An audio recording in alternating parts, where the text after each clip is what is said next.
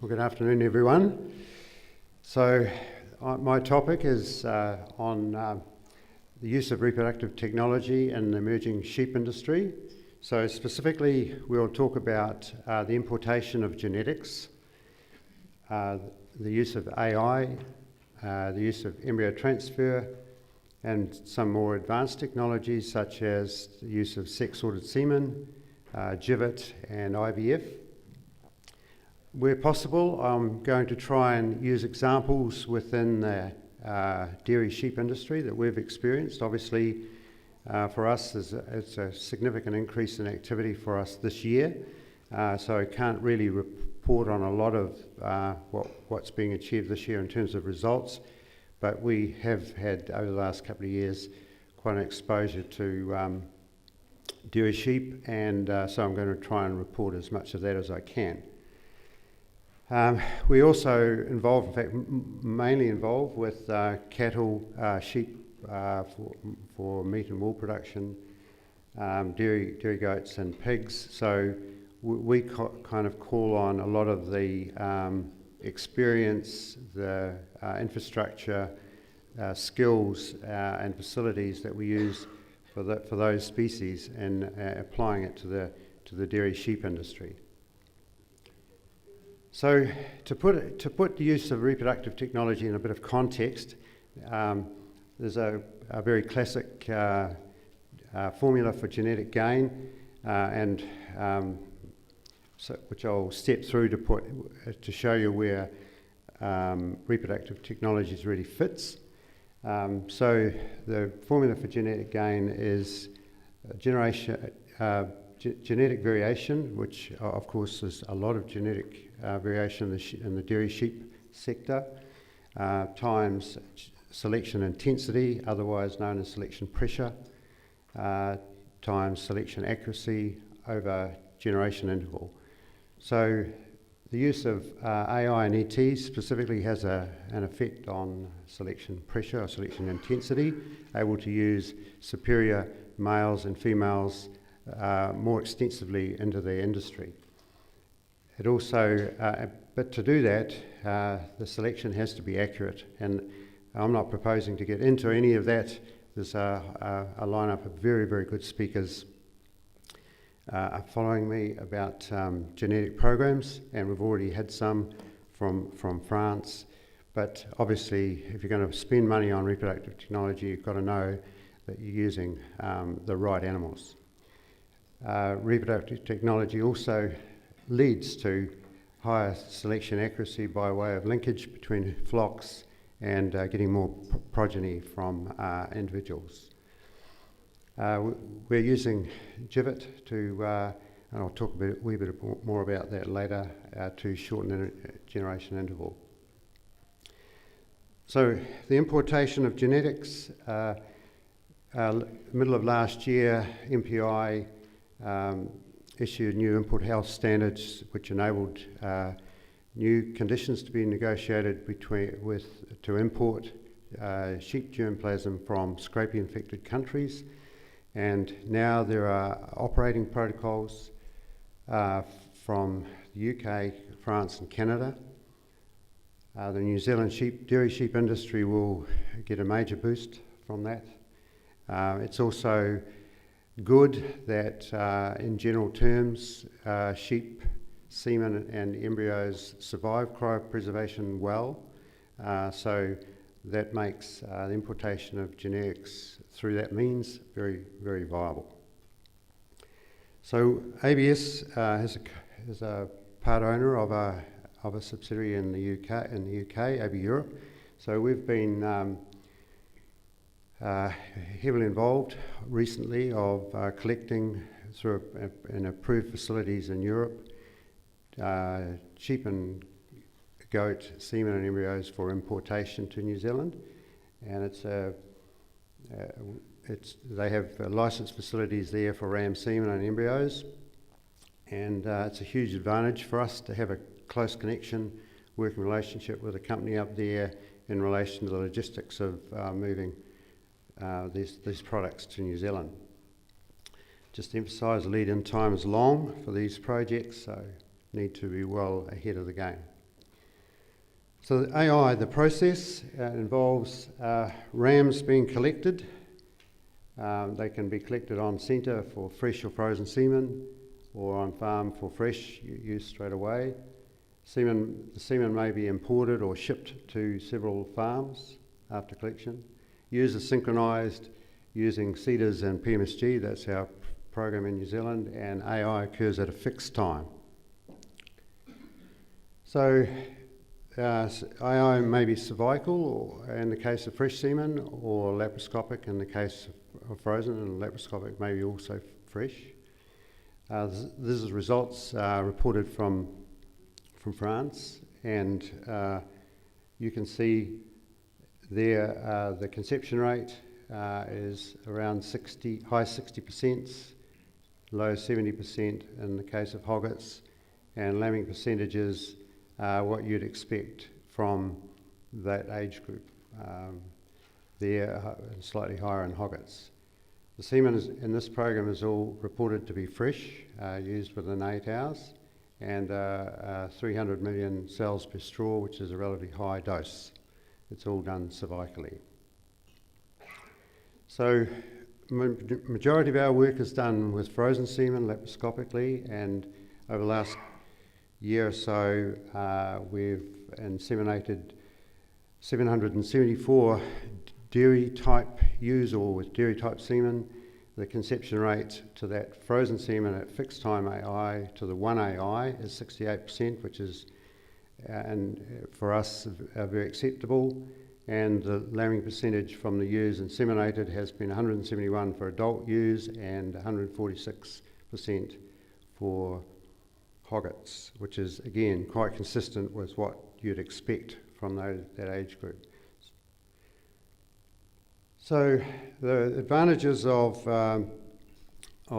frozen semen or lap AI is that we can store semen for extended periods, and it aids the logistics of moving it around, move it to different farms or move it internationally. We can get more doses per ram as a result of that, and we can use sex-sorted semen. It's quite an efficient and smooth procedure. We'll often have a team of 2 or 3 vets getting through to 200 to 400 ewes in a day. So embryo transfer, the process is donor ewes are superovulated and embryos collected surgically. Embryos are located under a microscope and can be transferred or frozen at that point, and the result is multiple lambs from a single ewe. Lambs are full offspring of the donors. They have no genetic relationship with the recipient ewes. You can see a mob of recipient ewes just lambed, and the lambs are a completely different breed. There needs to be some care around these synchronised AI or ET programs, because all the lambs are born at once or in a very short time, and so if you coincides with a bad weather event, it can be catastrophic. But if you are geared up for that, it can assist in management, and you know exactly when they're being born from a nutrition standpoint, and management and vaccinations, a whole range of things where you can manage lambing more carefully. So some results in the last last 2 years from frozen embryos. We've implanted 890 ewes. We have had 689, or 77% of those that have been scanned pregnant. Those 890 ewes had 1,696 embryos put into them. Obviously a lot have twins put into them, and 1,054 embryos or fetuses scanned, which is 62%. This is pretty typical of what we see with frozen embryos with sheep. So they tolerate freezing quite well. This is a photograph of some embryos coming out of being thawed, and fresh embryos have probably a slightly higher than 10% advantage over over frozen, so it does disadvantage them slightly. So moving on to sex-sorted semen.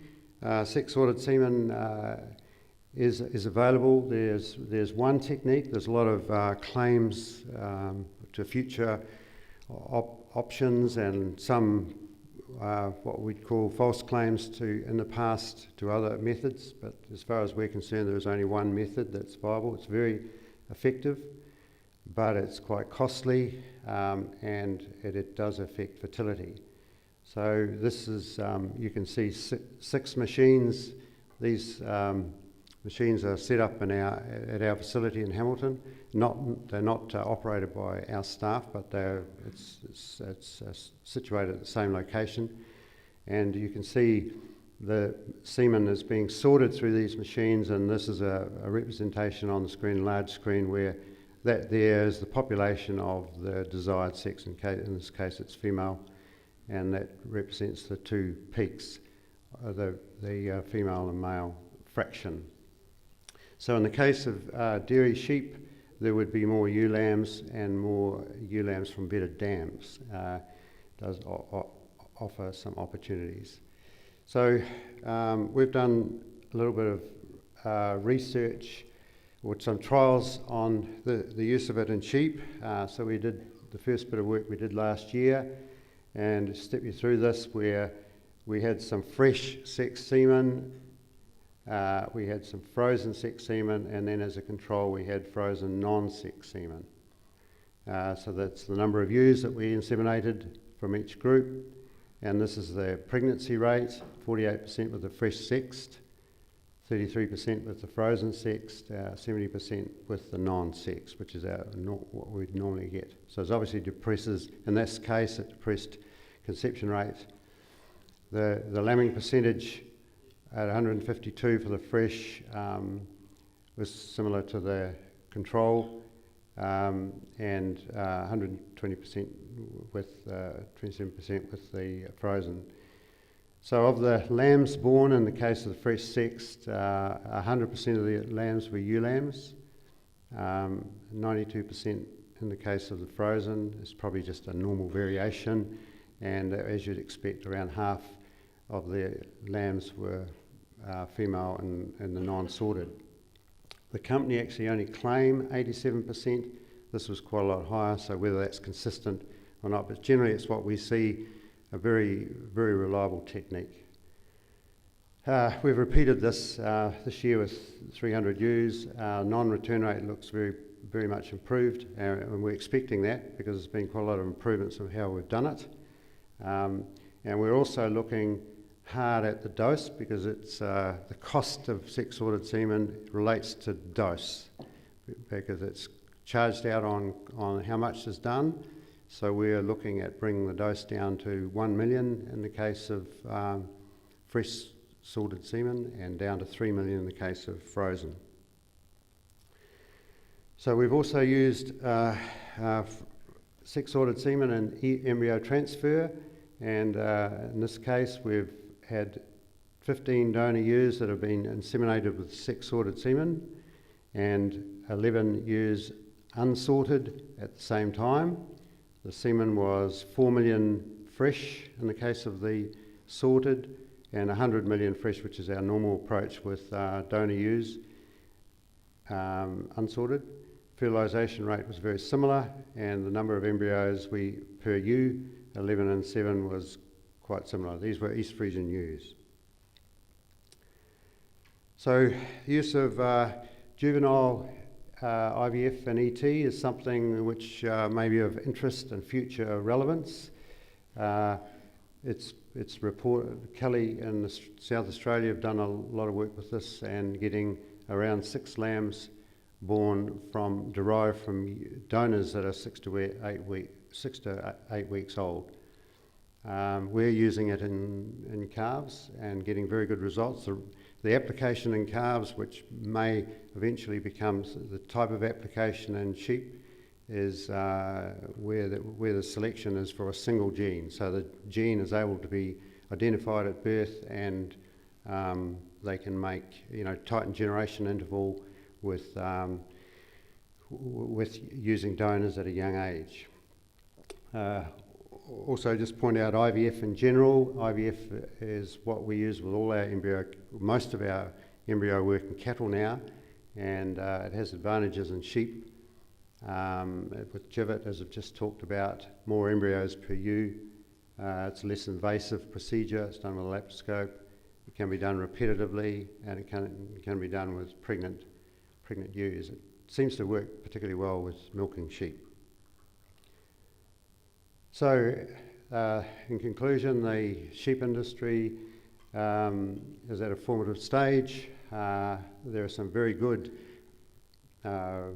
artificial breeding tools that can be used alongside good genetic strategies, and it's highly appropriate that this leads into talks on genetic strategies so that we can make much faster genetic gain in the type of sheep being milked. So thank you very much for your attention.